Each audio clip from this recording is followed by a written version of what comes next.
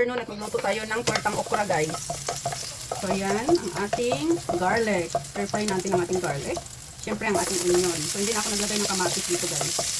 Kasi okay na ito. Ayan. Pagkatapos nito, lagay na natin ang ating okra. Mabilis lang ito, guys, pagluto. Ayan. So, lagay na natin ang ating okra. Ayan. Lagay natin ito kasi sayang naman.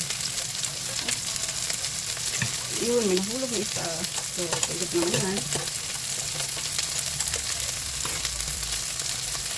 Guys, ito lang natin yung okra. Mabilis lang ito maluto. At ito ang ating gulay for today. Kasi may natira akong chicken adobo kagabi. So, yun ang iulam ko. Dagdag ko lang ito, guys. Ayan. Mabilis lang yan. Maluto.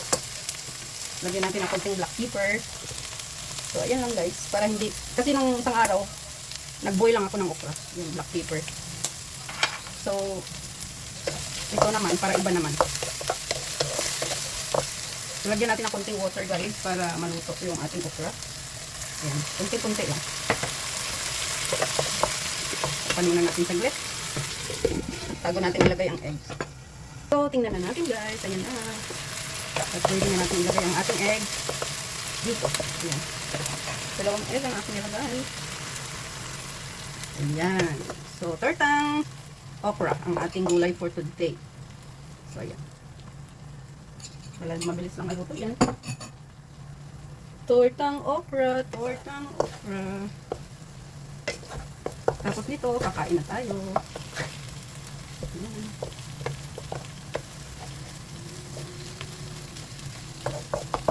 Ayan guys, ang ating gulay for today. Tortang okra.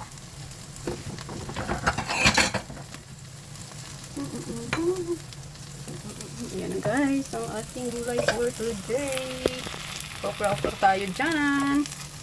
Tortang okra. Ayan, luto na ito guys. So, ang ating tortang okra. Ayan. Thank you so much for watching guys.